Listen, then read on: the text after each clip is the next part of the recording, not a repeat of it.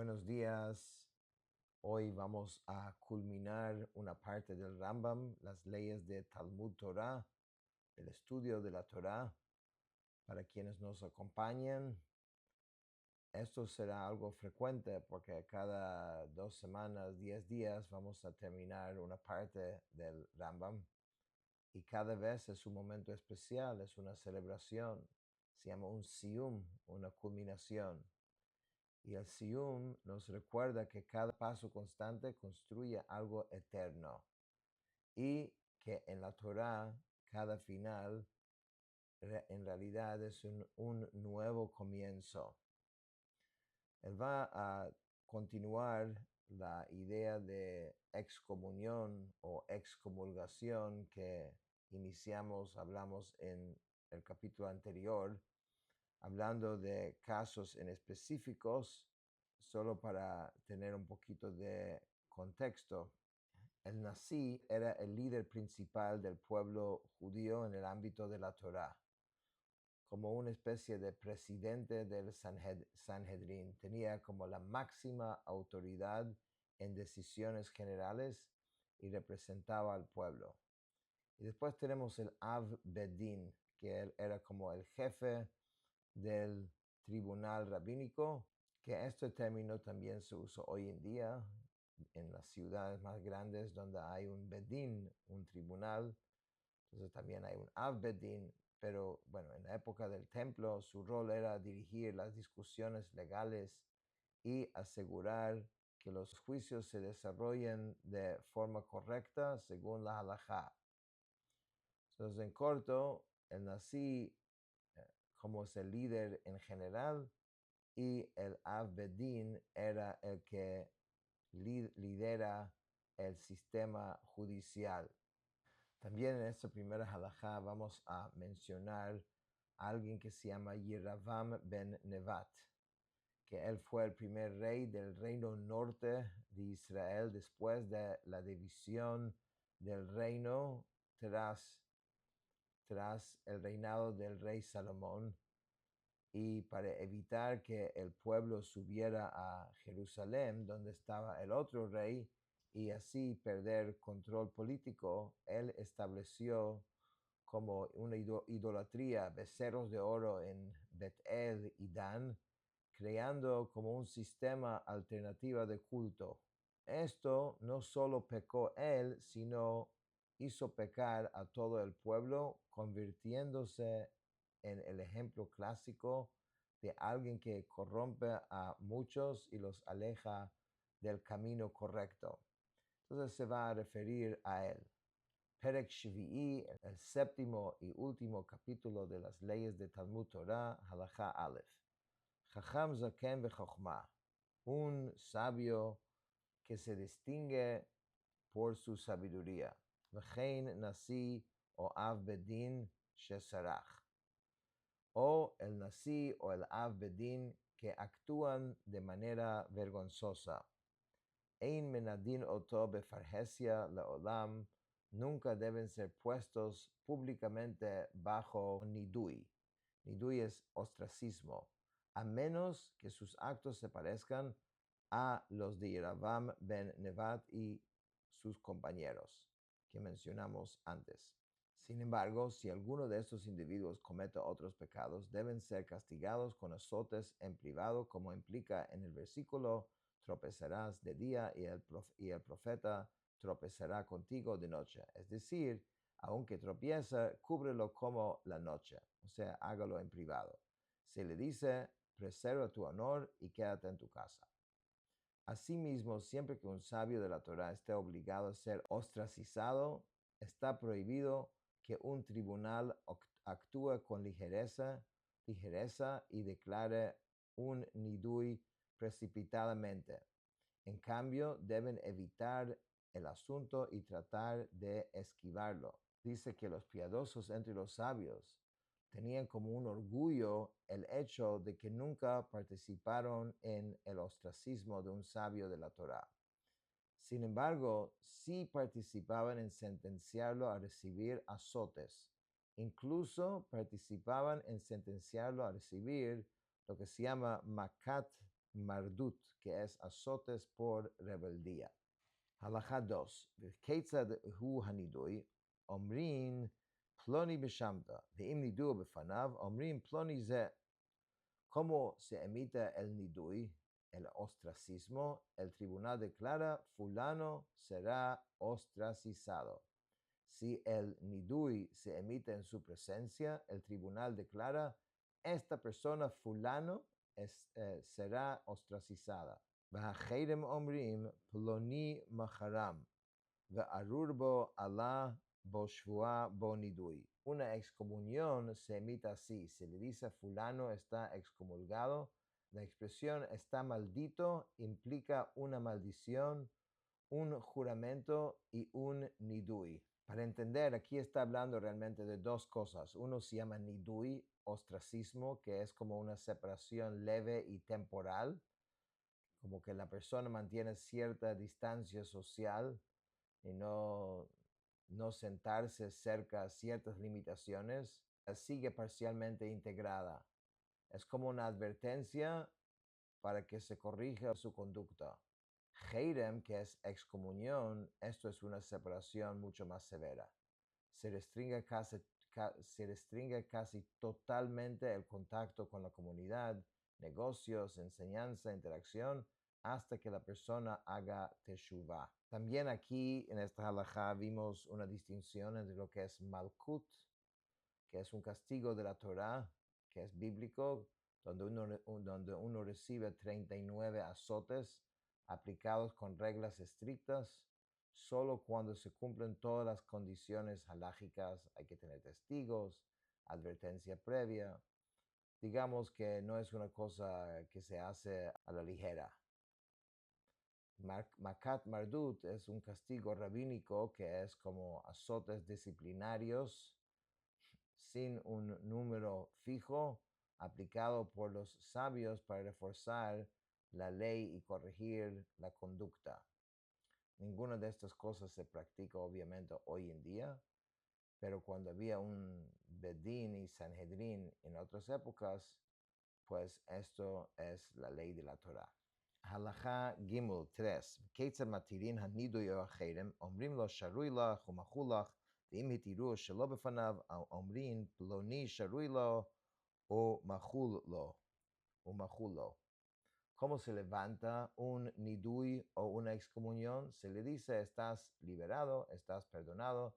Si se levanta fuera de su presencia, se dice, fulano está liberado, fulano está perdonado. Halakha Dalet. Mahu haminhag sheyinhog hamenuda ba'atzmo v'shenohag imo. ¿Cuáles son las prácticas que deben observar la persona que está ostracizada o quienes entran en contacto con ella?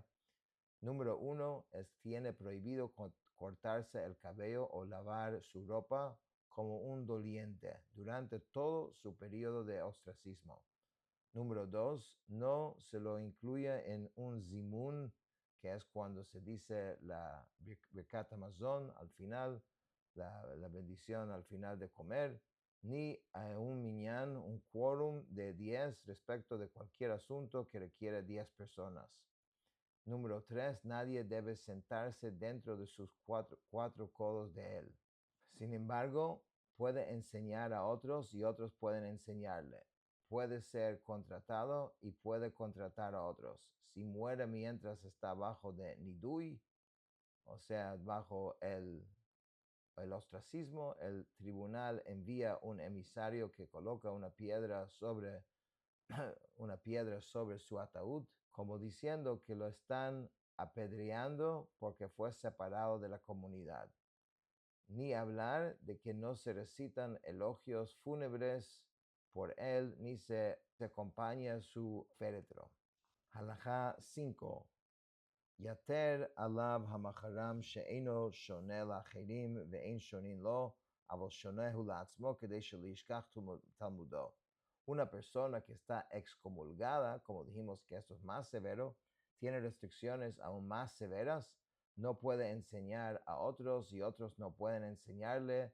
Sin embargo, puede estudiar por sí mismo para no olvidar lo que aprendió. no puede ser contratado, ni se le permite contratar a otros, no debemos hacer comercio con él. De hecho, no debemos tener ninguna relación de negocios con él, excepto lo mínimo necesario para su sustento. Entonces, esto ya es más estricto. Heirem, que esto es Heirem, que eso es excomunión. Halajá 6.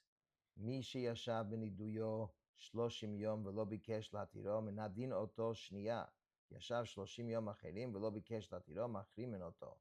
Cuando una persona fue ostracizada, o sea, el nivel menor, por 30 días y no buscó ser liberada de Nidui, no buscó ser liberado, se la pone bajo un segundo Nidui.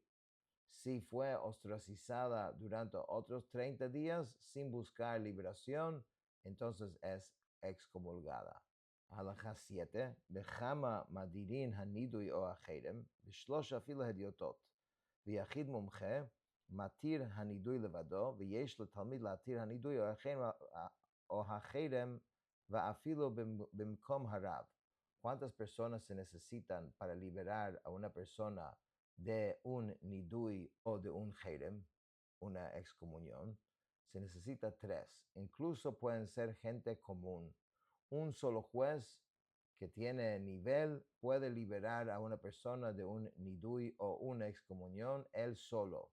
Un estudiante puede liberar a una persona de un nidui o una excomunión incluso en el lugar de su maestro. Halajá 8. Cuando 3 personas emiten un nidui y luego se van, si la persona que fue ostracizada mejora su conducta respecto al asunto por cual fue ostracizada, otras 3 personas pueden venir y liberarlo de ese nidui. Halajá 9. Mi shelo yada mi nidahu yelech etzel hanasi viatir lo niduyo. Una persona que no sabe quién lo puso bajo nidui debe acudir al nasi, quien puede liberarlo de ese nidui. Halajá 10. Nidui al tnai, filo mi piatzmot, sarich hafara. Talmid Jajama, si un nidui fue emitido de manera condicional, incluso si uno se impuso ese nidui condicional a sí mismo, debe ser anulado antes que permita una interacción normal con la persona. Interesante. Puede existir un caso que no es que otros lo pusieron en nidui, puede existir un caso que no fue otros que lo pusieron en excomunión o en nidui, sino él mismo se puso porque sabe que según la ley así lo merece. O puede también ver una cosa condicional que dice que si llego a hacer tal o tal cosa, entonces soy bajo nidui. Entonces, esto es lo que dice el Rambam ahora. Dice, si un nidui fue emitido de manera condicional, incluso si uno se impuso ese nidui condicional a sí mismo, debe ser anulado. Debe ser anulado antes de que se permita una interacción normal con la persona. Si un sabio de la Torá emitió un nidui contra sí mismo, incluso si lo hizo condicional al consentimiento de otra persona, e incluso si lo emitió por un asunto que requiere ostracismo, puede anular el nidui él mismo. Halajá 11. Siempre que una persona sueñe que fue puesta bajo nidui, incluso si sabe quién emitió ese nidui, se requieren 10 personas que sean competentes en la ley de la Torá para liberarlo de ese nidui. Si no puede encontrar tales personas en su entorno inmediato, debe viajar una parsá, que es una distancia, para buscarlas. Si no puede encontrar tales personas dentro de esa distancia, el nidui puede ser levantado incluso por 10 personas que estudian Mishnah, o sea, no es que tienen un nivel muy elevado, pero estudian algo. Ellos pueden pueden remover ese nidui. Si no puede encontrar tales personas, el nidui puede ser levantado incluso por 10 personas que saben leer la Torá, o sea, un nivel menos de conocimiento. Si no puede encontrar tales personas, el nidui puede ser levantado por 10 personas aunque no sepan leer la Torá. Si no puede encontrar 10 personas en su lugar, el nidui puede ser levantado por tres personas comunes. O sea, hay toda una lista de cuál es la preferencia, pero al final, si hay 3 personas, pueden quitar ese nidui. Alajá 12, siempre que un nidui se imponga en presencia de una persona, debe levantarse únicamente en su presencia. Si fue impuesto fuera de su presencia, puede levantarse en su presencia o también fuera de su presencia. No hay un plazo fijo entre la imposición de un nidui y su levantamiento. Más bien, uno puede imponer un nidui y levantarlo inmediatamente si la persona puesta bajo nidui mejora su conducta.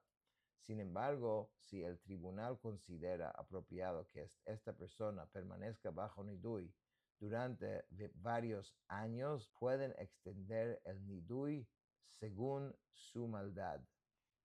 De manera similar, si lo considera apropiado, el tribunal tiene derecho a excomulgar a una persona desde el inicio o excomulgar a cualquiera que coma, bebe o se ponga de pie dentro de 4 codos de una persona que fue ostracizada. O sea, alguien que no está respetando lo que se ha hecho con la otra persona. Este poder se concede para causar dificultad a la persona bajo nidui y así crear un cerco alrededor de la Torá para que no sea violada por sus pecadores. Aunque un sabio de la Torá puede poner a una persona bajo nidui para preservar su honor, no es digno de elogio que un sabio se acostumbre a esta práctica. Más bien debe cerrar sus oídos a las palabras de la gente común, no prestarles atención como el rey Salomón dijo en su sabiduría, tampoco prestes atención a todas las palabras que se hablan. Esta era la práctica de los piadosos de las primeras generaciones, escuchaban su vergüenza y no respondían. Además, perdonaban y absolvían las personas que los insultaban. Los grandes sabios se enorgullecían